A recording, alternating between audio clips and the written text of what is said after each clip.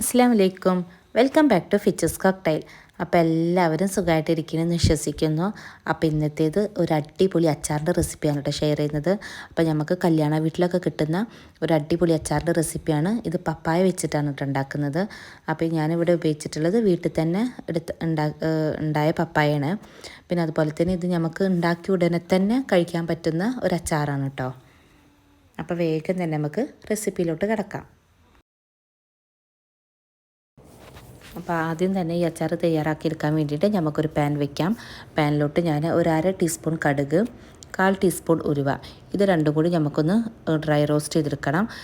ഒരു ലോ ഫ്ലെയിമിൽ വെച്ചിട്ട് ആ കടുകും ഉലുവയ്ക്കൊന്ന് പൊട്ടിക്കിട്ടണം കേട്ടോ. അപ്പോൾ അതുവരെ ഒന്ന് നമുക്ക് ഇടയ്ക്കിടയ്ക്ക് ഇളക്കി കൊടുത്തിട്ടൊന്ന് പൊട്ടിച്ചെടുക്കാം. അപ്പോൾ ലോ ഫ്ലെയിമിൽ വെക്കുക, അല്ലെങ്കിൽ പെട്ടെന്ന് കരിഞ്ഞു പോട്ടോ. ഇപ്പോൾ കടുകും ഉലുവയ്ക്ക് ഇവിടെ പൊട്ടി തുടങ്ങിയിട്ടുണ്ട്.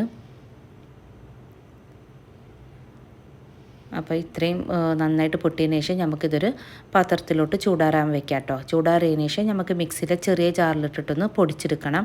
ഇനി ആ സെയിം പാൻ തന്നെ ഞാൻ കുറച്ച് വെളിച്ചെണ്ണയാണ് എടുക്കുന്നത്. അപ്പോൾ ഞാനിത് ഓയിലിലോ അതുപോലെ തന്നെ നല്ലെണ്ണയിലോ ഒന്നല്ല തയ്യാറാക്കിയെടുക്കുന്നത്, നമ്മളുടെ വെളിച്ചെണ്ണയിലാണ് കേട്ടോ ഈ അച്ചാർ തയ്യാറാക്കിയെടുക്കുന്നത്. അപ്പോൾ ഞാൻ അതിലോട്ട് ഒരു 3-4 ടേബിൾ സ്പൂൺ വെളിച്ചെണ്ണ ഒഴിച്ചെടുത്തിട്ടുണ്ട്. പിന്നെ ചേർക്കുന്നത് നമ്മളുടെ ഇഞ്ചി വെളുത്തുള്ളി ചതച്ചെടുത്തതാണ് കേട്ടോ. പേസ്റ്റ് പോലെ ആക്കരുത്, ഒന്ന് ചതച്ചെടുക്കണം കേട്ടോ. അതേപോലെ ഒന്ന് ചതച്ചെടുത്തിട്ടുണ്ട്. അപ്പം ഞാനൊരു 10-15 ചെറിയ വെളുത്തുള്ളിയാണ് അതെടുത്തിട്ടുണ്ട്. ഒരു ചെറിയ കഷ്ണം ഇഞ്ചി എടുത്തിട്ടുണ്ട്. അതെല്ലാം കൂടി ഒന്ന് സോട്ട് ചെയ്തതിന് ശേഷം നമുക്കിതിലോട്ട് കുറച്ച് കറിവേപ്പില ചേർത്ത് കൊടുക്കാം. അതുപോലെ തന്നെ നമുക്കൊരു 3-4 പച്ചമുളക് ചെറുതാക്കി അരിഞ്ഞത് ചേർത്ത് കൊടുക്കാം. ഇത് മൂന്നും കൂടി നമുക്ക് നന്നായിട്ടൊന്ന് വഴറ്റിയെടുക്കണം കേട്ടോ. ആ ഇഞ്ചിയുടെയും വെളുത്തുള്ളിയുടെ ഒക്കെ കളറൊന്ന് ജസ്റ്റ് മാറി വരുന്ന സമയത്ത് നമുക്കിതിലോട്ട് പൊടികൾ ചേർത്ത് കൊടുക്കാം. പൊടികൾ ചേർക്കുന്നത് ഒരു 1/2 ടീസ്പൂൺ മഞ്ഞൾപ്പൊടി, പിന്നെ ഞാനിവിടെ കുറച്ച് മുളക് പൊടി, ഒരു 3 ടേബിൾ സ്പൂൺ കാശ്മീരി മുളക് പൊടിയാണ് ചേർക്കുന്നത്. അപ്പോൾ വലിയ എരിവില്ല. അപ്പോൾ ഞാൻ പിന്നെ ഇതിൽ അച്ചാറുപൊടി ചേർക്കുന്നുണ്ട് കേട്ടോ. അച്ചാറുപൊടിയും കൂടി ചേർക്കുമ്പോൾ പിന്നെ അത്യാവശ്യം എരിവുണ്ടാവും. പിന്നെ പച്ചമുളക് ചേർത്തതും തന്നെ അത്യാവശ്യം എരിവുള്ള പച്ചമുളകാണ് ചേർത്തിട്ടുള്ളത്. പിന്നെ ചേർക്കുന്നത് ഒരു 1/2 ടീസ്പൂൺ കായപ്പൊടി. ഇത്രയും പൊടികൾ ചേർത്തിട്ട് നമുക്കിതൊന്ന് വഴറ്റിയെടുക്കാം കേട്ടോ. ആ മസാലയുടെ പച്ചക്കുത്തൊക്കെ ഒന്ന് പോകുന്നവരെ ഒന്ന് വഴറ്റിയെടുക്കാം. അപ്പോൾ ഇതും ലോ ഫ്ലെയിമിൽ വെച്ചിട്ട് വേണം ചെയ്തെടുക്കാൻ വേണ്ടിയിട്ട്. എന്നിട്ട് ഞാൻ ഇതിലോട്ട് ചേർക്കുന്നത് വിനാഗിരിയാണ്. അപ്പം ഞാനിവിടെ ഒരു 1/2 കപ്പ് വിനാഗിരി ചേർത്തിട്ടുണ്ട് കേട്ടോ. വിനാഗിരി ചേർത്തതിന് ശേഷം നമുക്കിതിലോട്ട് അരിഞ്ഞ് വെച്ചിട്ടുള്ള പപ്പായ ചേർത്ത് കൊടുക്കാം. അപ്പോൾ പപ്പായ ഞാനിവിടെ നല്ല നൈസായിട്ട് നീളത്തിലാണ് കേട്ടോ അരിഞ്ഞെടുത്തിട്ടുള്ളത്. വലിയ കട്ടില്ലാണ്ട് തന്നെ അരിഞ്ഞെടുത്തിട്ടുള്ളത്. അപ്പോൾ ഇതേപോലെ തന്നെ അരിഞ്ഞെടുക്കണം കേട്ടോ. അപ്പോഴേ നമുക്ക് ആ കല്യാണ വീട്ടിലെ അച്ചാറിൻ്റെ ആ ഒരു ടേസ്റ്റ് നമുക്ക് കിട്ടുള്ളൂ.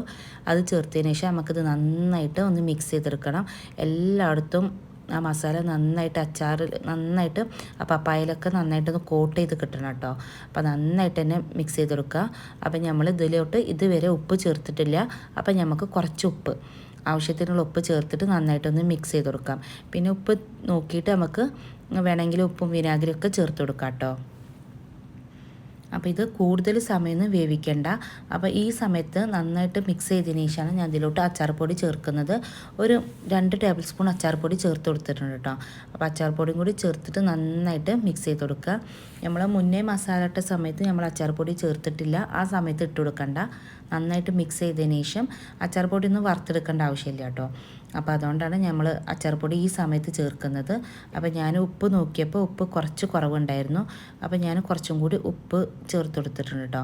പിന്നെ ഇതിൻ്റെ മെയിൻ ടേസ്റ്റ് കൊടുക്കുന്നത് ശർക്കരയാണ് കേട്ടോ. അപ്പോൾ ഒരു മീഡിയം വലിപ്പമുള്ള ഒരു ചെറിയ കഷ്ണം ശർക്കര ഇട്ട് കൊടുക്കുക. അപ്പം ആ മധുരം വരുമ്പോഴാണ് ഈ അച്ചാറിൻ്റെ ശരിക്കും ടേസ്റ്റ് കേട്ടോ.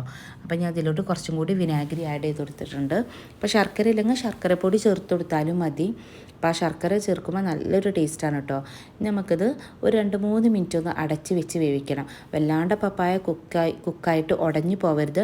നമുക്ക് ആ പപ്പായ ഒന്ന് കടിക്കാൻ കിട്ടണം. ഇനി നമുക്കിതിലോട്ട് ലാസ്റ്റായിട്ട് നമ്മൾ നേരത്തെ വറുത്ത് പൊടിച്ചിട്ടുള്ള കടുകിൻ്റെ ഉലുവിൻ്റെ പൊടി ഉണ്ടല്ലോ, അതാണ് ചേർത്ത് കൊടുക്കുന്നത്. ഇത് വല്ലാണ്ട് പൊടിഞ്ഞു പോകേണ്ട, ഒന്ന് ക്രഷ് ചെയ്തെടുത്താൽ മതി കേട്ടോ. അതും കൂടി ഇട്ടിട്ട് ഇളക്കിയിട്ടുണ്ടെങ്കിൽ നമ്മൾ അച്ചാർ ഇവിടെ റെഡി ആയിട്ടുണ്ട്. അപ്പോൾ നല്ല ടേസ്റ്റുള്ള ഒരു അടിപൊളി അച്ചാറാണ്. അപ്പോൾ എല്ലാവരും തീർച്ചയായിട്ടും ട്രൈ ചെയ്ത് നോക്കണം കേട്ടോ. ട്രൈ ചെയ്ത് നോക്കിയിട്ട് നിങ്ങളുടെ ഫീഡ്ബാക്ക് കമൻറ്റ് ബോക്സിലൂടെ എഴുതി അറിയിക്കാൻ മറക്കരുത്. അപ്പോൾ ഞാൻ ലാസ്റ്റായിട്ട് ഉപ്പ് നോക്കിയപ്പോൾ എനിക്ക് കുറച്ച് ഉപ്പ് കുറവുള്ള പോലെ തോന്നിയിട്ടുണ്ട്. ഇപ്പം ഞാൻ സ്റ്റൗ ഓഫ് ചെയ്തിട്ടുണ്ട് കേട്ടോ. അപ്പോൾ ഞാൻ കുറച്ചും കൂടി ഉപ്പ് ആഡ് ചെയ്ത് കൊടുത്തിട്ടുണ്ട് കേട്ടോ. അപ്പോൾ ഇത്രയേ ഉള്ളൂ ഇന്നത്തെ റെസിപ്പി. അപ്പോൾ എല്ലാവർക്കും ഇന്നത്തെ റെസിപ്പി ഇഷ്ടമായെന്ന് കരുതുന്നു. ഇഷ്ടമെങ്കിൽ ലൈക്ക് ചെയ്യുക, ഷെയർ ചെയ്യുക, കമൻറ്റ് ചെയ്യുക, സബ്സ്ക്രൈബ് ചെയ്യുക. പിന്നെ സബ്സ്ക്രൈബ് ചെയ്യുമ്പോൾ തൊട്ടടുത്തുള്ള ബെല്ലൈക്കൻ ക്ലിക്ക് ചെയ്യാൻ മറക്കരുത് കേട്ടോ. ബെല്ലൈക്കൻ ക്ലിക്ക് ചെയ്യുമ്പോൾ ഇതിൽ ഓൾ എന്ന ഓപ്ഷൻ വേണം ക്ലിക്ക് ചെയ്യാൻ. അപ്പോൾ ഇന്നിടുന്ന വീഡിയോസൊക്കെ നിങ്ങൾക്ക് അപ്പം തന്നെ നോട്ടിഫിക്കേഷനായി കിട്ടുള്ളൂ. അപ്പോൾ ഇൻഷാ അല്ലാഹ് അടുത്തൊരു വീഡിയോ വരുന്നേരം താങ്ക്സ് ഫോർ വാച്ചിങ്.